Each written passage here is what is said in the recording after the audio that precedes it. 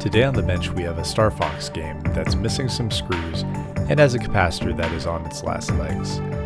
The older revisions of these games have somewhat dodgy caps and are prone to failing, and that could mean bad news for Fox and the gang. Plus your carts are over 30 years old, and this isn't a Ship of Theseus thing.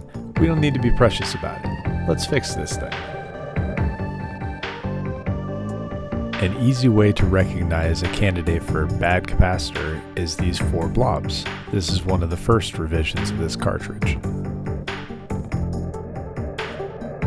This guy right here is a 6.3 volt 22 microfarad capacitor that is definitely looking a bit long in the tooth.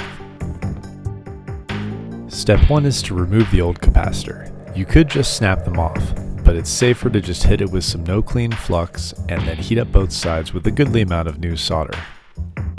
Bob from Retro RGB made a blog post about this exact problem. If you ever have a question about anything video related involving retro gaming, odds are they've already thought up the answer and prepared an amazing explanation just for you. Seriously, all their stuff is great. Huge shout out Retro RGB.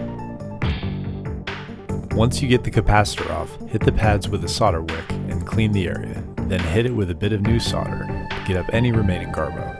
Then knock it down again with your wick to get your surface ready for the new cap. These surface mount guys can be a little bit tricky, so just tack one end in place and then push it down, flip it over, rinse and repeat. Give everything a quick rub down with some high test isopropyl alcohol and then you're pretty much done. That's it for the whole repair.